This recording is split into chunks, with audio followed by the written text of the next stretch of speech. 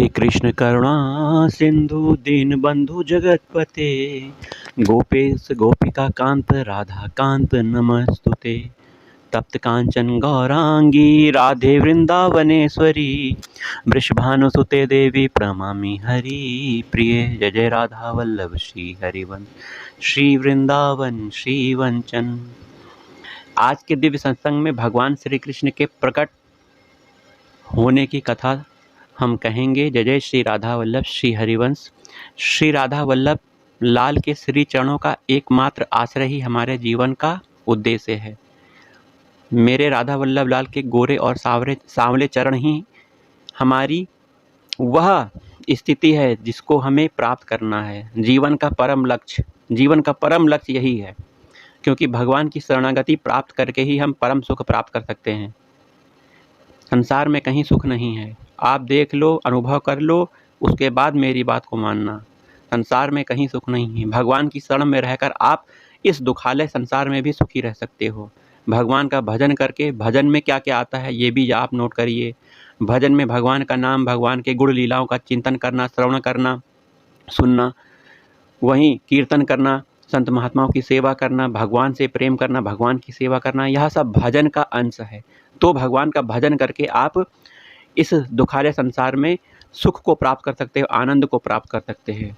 अन्यथा सुख कहीं नहीं है इस संसार में। चलिए भगवान श्री कृष्ण के प्रकट होने की कथा को सुनते हैं।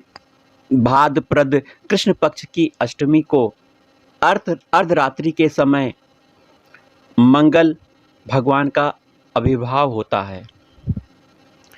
प्रकृति बहुत ही भीषण रूप दिखाती है। जल बरस रहा है, बादल गड़गड़ा रहे हैं, बिजली चमक रही है।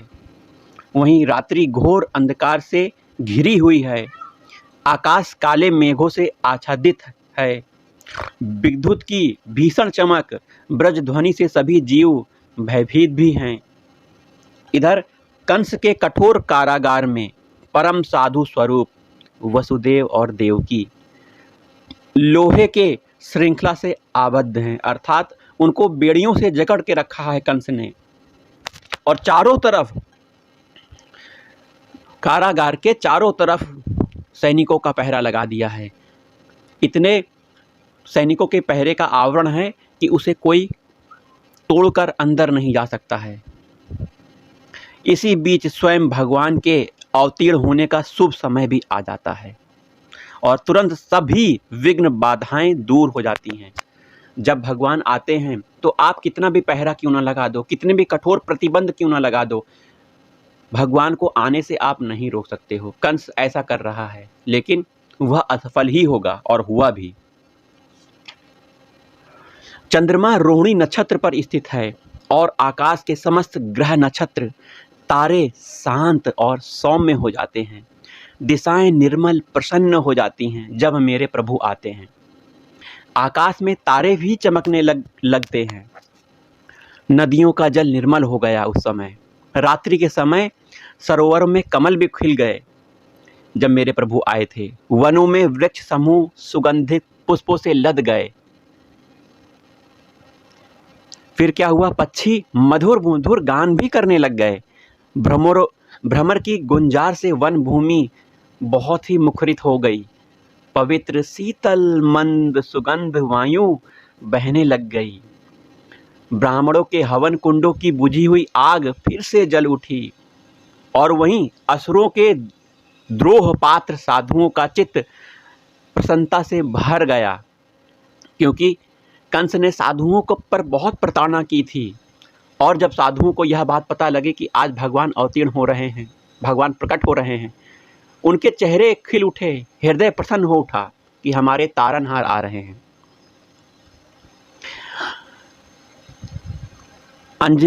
अजन्मा भगवान की इस जन्म लीला के समय स्वर्ग में देवताओं की दुंदुभियां मध्यरात्रि काल में बिना ही बजाए बज उठी। गंधर्व किन्नर भगवान का गुणगान करने लगे। सिद्ध चारणगण स्तवन करने लगे। विद्याधारियां नृत्य करने लगीं। देवता मुनिगण आनंदपूर्ण हृदय से पृथ्वी के सौभाग्य की सराहना करने लग गए। इस पृथ्वी लोक में भगवान का अवतार हुआ है, अवतार हो रहा है, या कितनी धन्य है पृथ्वी लोक, पृथ्वी माता कितनी धन्य है कि भगवान के श्री चरण इस पृथ्वी लोक में पड़ेंगे। इस पृथ्वी माता की सराहना की जा रही है। समुद्र में मधुर तरंगे भी उछलने लग गई हैं और मेघ समूह मृदु मधुर गर्जना करने लगे। इस प्रकार सारी प्रकृति सहसा निम्न स्तर से ऊर्ध्व गति प्राप्त कर ऊर्ध्व में सुसज्जित हो, स्थित हो अपने स्वामी पूर्णतम भगवान की स्वागत सेवा में लग गई। जब भगवान प्रकट होते हैं तो सारी प्रकृति भगवान का स्वागत करती है। सारे देवतागण, किन्नर, साधु महात्मा, ब्राह्मण भगवान का स्वागत करते हैं। भगवान के आने पर बहुत प्रसन्न होते हैं, प्रकृति बहुत प्रसन्न होती हैं, धराधाम प्रसन्न होती है। इसी समय सच्चिदानंद विग्रह भगवान जनार्दन देव रूपिणी देवकी से वैसे ही प्रकट हो जाते हैं जैसे पूर्व दिशा में षोडश कला परिपूर्ण चंद्रमा का उदय हो। भगवान का जन्म नहीं होता, भगवान प्रकट होते हैं, अवतार लेते हैं।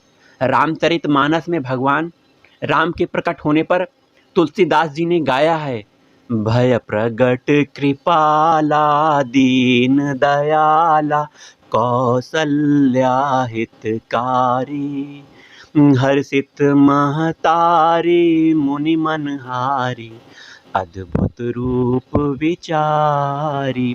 तो भगवान प्रकट होते हैं। भगवान का स्वरूप सच्चिदानंदमय वपु है, अर्थात भगवान का स्वरूप दिव्य है, हमारे शरीर के समान नहीं है। हमारा शरीर पंच भौतिक तत्वों से मिलकर बना हुआ है, परंतु भगवान का शरीर सच्चिदानंदमय है। इसीलिए भगवान कभी जन्म नहीं लेते, किसी माता के पेट में नहीं रहते, वह प्रकट होते हैं अपनी लीला से। भगवान के प्रकट होते ही अंधकारमय कारागार दिव्य ज्योति से जगमगा उठता है। वसुदेव देवकी की हाथ की बेड़ियां अपने आप खुल जाती हैं, उनके समस्त बंधन सदा के लिए खुल जाते हैं। असुरता के रक्षक पहरेदार सहसा निद्रा मग्न हो जाते हैं, उन्हें अपने आप नींद आ जाती है और इतनी गहरी नींद आती है कि कितनी भी बात हो जाए, हलचल हो जाए, उनकी नींद कभी छूटती ही नहीं है। सर्वत्र सहज परमानंद छा गया है, क्योंकि मेरे प्रभु आ गए हैं, मेरे तारनहार आ गए हैं, मेरे प्राण वल्लभ श्री कृष्ण का प्रकट समय आ चुका है और भगवान प्रकट भी हो गए हैं। जहां नित्य निरंतर भगवान की मधुर स्मृति होती रहती है और जहां से विश्व कल्याण कर भगवान का मंगल आविर्भाव होता है, वरम वे भोगमय स्वर्ण रत्नमय राज प्रसाद तो सर्वथा हे और त्याज्य है, जो कंस की कलुषित काया और कलिमामयी भोगेश्वर्य राशि की भांति ध्वंस होते हैं। अर्थात भगवान ऐसे ऐश्वर्य में नहीं रहना चाहते जो केवल दिखावे का ऐश्वर्य है, भोग का ऐश्वर्य है। भगवान केवल अपने भक्तों के पास रहना चाहते हैं जो उनसे बहुत प्रेम करते हैं। तो भगवान ने कंस के कारागार में रहना स्वीकार नहीं किया और वह नंद बाबा के यहाँ गोकुल में चले गए और अपने भक्तों के साथ लीला करने के लिए उन्होंने वहाँ पर अपना बचपन बिताया गोकुल में। गोकुल से भगवान वृंदावन गए। अब और सुनिए, भगवान की लीला के प्रधान 3 स्वरूप हैं। 3 स्वरूप में पहला स्वरूप है ऐश्वर्य लीला, दूसरा स्वरूप है ऐश्वर्य माधुर्य मिश्रित लीला, जिसमें ऐश्वर्य और भगवान के माधुर्य का मिश्रण होता है। वहीं तीसरी लीला है विशुद्ध माधुर्य लीला। वसुदेव देवकी ऐश्वर्य माधुर्य मिश्रित भाव के भक्त थे। कौन सा भाव था वसुदेव और देवकी में? ऐश्वर्य और माधुर्य मिश्रित भाव। इसीलिए भगवान वहां ऐश्वर्यपूर्ण चतुर्भुज स्वरूप में अद्भुत बालक के रूप में प्रकट हुए थे। उसके बाद वसुदेव की प्रार्थना पर वे तुरंत शिशु बन गए, परंतु उन्हें तो विशुद्ध माधुर्य में ब्रज की रागात्मिका रति के आश्रयभूत उन विभिन्न रस संपन्न विरह पीड़ित प्रेमी जनों के समीप शीघ्र पहुंचना था। उनकी उत्कंठा थी मेरे प्रभु की, मैं शीघ्र ब्रज में नंद बाबा के यहाँ पहुंचूं, अपने भक्तों प्रेमी भक्तों के यहाँ पहुंचूं। इसीलिए वसुदेव को प्रेरणा करके भगवान वहां से चल दिए।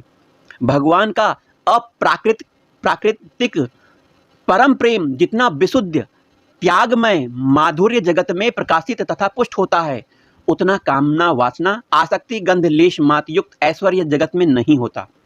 इसके सिवा ऐश्वर्य में विविध प्रकार की मर्यादाओं और सीमाओं की बाधा रहती है, जिसके कारण प्रेम का पूर्ण प्रकाश नहीं हो पाता। जो माधुर्य होता है वो बाधा शून्य, स्वाधीन और असीम होता है। माधुर्य बाधा शून्य होता है, स्वाधीन होता है, अपने अधीन होता है, असीम होता है। भगवान श्री कृष्ण को इसी से माधुर्य विशेष प्रिय है। क्या प्रिय भगवान को? माधुर्य। इसी से वे वसुदेव के माध्यम से तुरंत माधुर्य के राज नंदालय नंदगांव में चले जाते हैं। श्री वसुदेव जी जब शिशु रूप श्री कृष्ण को लेकर चले तब क्या हुआ? तब कारागार के सारे लोहे के जो द्वार हैं अपने आप खुल गए। खोलने की आवश्यकता नहीं पड़ी। बड़े बड़े जंजीरों से बांधा गया था, बड़े बड़े ताले लगाए गए थे। चाबियां खोलने की किसी ने के पास हिम्मत नहीं थी, क्योंकि कंस का आदेश था कुछ नहीं खोला जाए। वहीं भगवान ने अपनी ही प्रेरणा से सभी ताले खोल दिए, दरवाजे खोल दिए। प्रहरी सब सोते रह गए। उस समय यमुना जी बढ़ रही थीं। वे भगवान का चरण स्पर्श करना चाहती थी। यमुना जी को हम प्रेम से यमुना रस रानी कहते हैं। स्पर्श प्राप्त करके वो शांत हो गईं। उन्होंने वसुदेव जी को घुटने तक जल मार्ग दे दिया। वसुदेव जी निर्विघ्न नंदालय में पहुंच गए। वहां भी भगवान की लीला से सब सोए ही हुए थे। यशोदा मैया भी सोई हुई थी, नंद बाबा भी सोए हुए थे, रोहिणी भी सोई हुई थी, सब सोए हुए थे। भगवान की जो माया थी, भगवती माया शिशु बालिका के रूप में वहां प्रकट हुई थी। वसुदेव ने चुपके से जाकर शिशु श्री कृष्ण को वहां सुला दिया और देवी योग माया को लेकर तुरंत लौट आए। शिशु भगवान श्री कृष्ण ले जाने, यशोदा के पास सुलाने और कन्या को लेकर लौट आने की घटना को भगवान की लीला से किसी ने नहीं जाना। कोई समझ नहीं पाया कि क्या हुआ। वसुदेव जी के कारागार से बाहर निकलते समय योग माया के प्रभाव से जो सारे लोहे के द्वार थे तथा जिसके ताले अपने आप खुल गए थे, वे वसुदेव के लौटकर कारागार में आते ही अपने आप बंद हो गए। वसुदेव के लौट जाने के बाद नंदालय में लोग जाग गए। यशोदा मैया जागी, नंद बाबा को मंगल समाचार भेजा गया और सब ओर आनंद छा गया। महामना नंद जी को पुत्र उत्पन्न हुआ है। परम आह्लाद हुआ सबको। उन्होंने महान महोत्सव मनाया, बहुत दान पुण्य किए। इस पुत्र के कारण, आत्मज के कारण कुछ महानुभाव ऐसा मानते हैं कि जिस समय कंस के कारागार में भगवान चतुर्भुज रूप में प्रकट हुए थे, उसी समय नंदालय में त्रिभुज यशोदा नंदन के रूप में भी प्रकट हुए थे। कहते हैं कि वसुदेव के द्वारा लाए गए शिशु यशोदा के लाला में विलीन हो गए थे। यशोदा का जो लाला हुआ था उसमें विलीन हो गए थे, ये संत महात्मा कहते हैं। इस संबंध में पिछले सालों में भाषणों के रूप में विशेष रूप से कहा जाता है। सर्वसमर्थ भगवान के लिए कोई आश्चर्य की बात नहीं है ये सब करना। भगवान सब कुछ कर सकते हैं, सब कुछ। ये लीला अगर संत महात्मा कह रहे हैं ऐसा हुआ है तो बिल्कुल हुआ होगा। वे नंदालय में प्रकट हुए या नहीं इसका तो पता नहीं, परंतु उनके प्राकट्य का मंगल महोत्सव मनाकर अतुल आनंद प्राप्त करने का सौभाग्य तो श्री नंद और यशोदा साथ में ब्रजवासियों को ही मिला। इसीलिए वे धन्य हैं, धन्य हैं, धन्य हैं। वस्तुतः जहां मधुर रागात्मिका प्रीति होती है, प्रीति का नाम सुनिएगा, मधुर रागात्मिका प्रीति, वहीं सीमा मुक्त स्वच्छंद आनंद समुद्र उमड़ता है। नंदालय में वही समुद्र उमड़ा था। आज हम सब लोग भी धन्य हैं जो उस महान आनंद महोत्सव की स्मृति में आनंद मनाने का सौभाग्य प्राप्त कर रहे हैं। आज के इस भाद्र कृष्ण पक्ष की अष्टमी तिथि वही पुण्यप्रद दिवस है जिस दिन स्वयं भगवान का मंगल प्राकट्य इस धराधाम पर हुआ था। भगवान श्री कृष्ण की, उनकी लीला की, उनके स्वरूप की, उनके सौंदर्य माधुर्य ऐश्वर्य की स्मृति दिलाने वाला यह मंगलमय दिवस, यह मध्यरात्रि की बेला सभी वंदनीय है, सभी पूजनीय है। भगवान श्री कृष्ण हमारे तमसाच्छन्न हृदयों को अपनी सहज कृपा ज्योति के द्वारा उद्भासित करें, जिससे हमारे जीवन में उनका दिव्य प्रकाश हो और जीवन उनके चरणों में समर्पित होकर धन्य हो जाए, धन्य हो जाए। प्रगट हुए थे धराधाम में पूर्ण परात्पर भगवान, परम दिव्य ऐश्वर्य निकेतन, सुंदरता मधुरता निधान। दुष्टों को निज धाम भेज कर साधु जनों का कर उद्धार, किया धर्म का संस्थापन था लेकर स्वयं दिव्य अवतार। वही पुण्य तिथि भाद्र अष्टमी, कृष्ण पक्ष मंगलमय आज, सुरभित श्रद्धा सुमन राशि से सभी सजा कर मंगल साज। नंदालय में आज महोत्सव वही हो रहा मधुर विशाल, शीघ्र बुझा देगा जो भव दावानल सहसा विकराल, दावानल सहसा अति विकराल।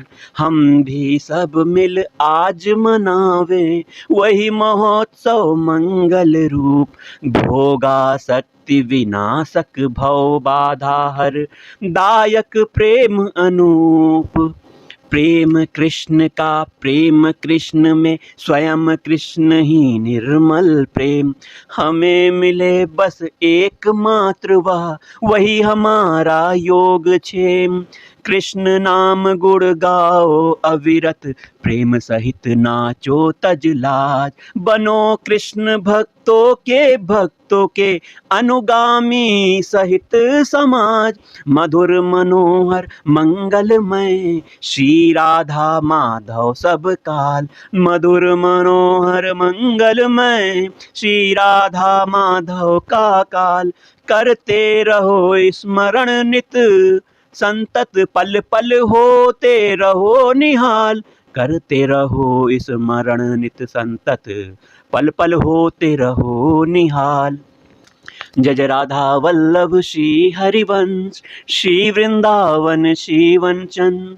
जय जय राधा वल्लभ श्री हरिवंश, श्री वृंदावन श्री वंचन। जय जय राधा वल्लभ श्री हरिवंश, श्री वृंदावन श्री वनचन। राधा राधा राधा राधा, जय जय राधा राधा राधा, जय राधा राधा राधा, जय राधा राधा राधा राधा राधा राधा राधा, जय राधा राधा राधा, जय राधा राधा राधा, जय राधा राधा राधा राधा राधा राधा राधा राधा राधा राधा। जय जय श्री राधे, जय जय श्री हरिवंश, श्री हरिवंश, श्री हरिवंश।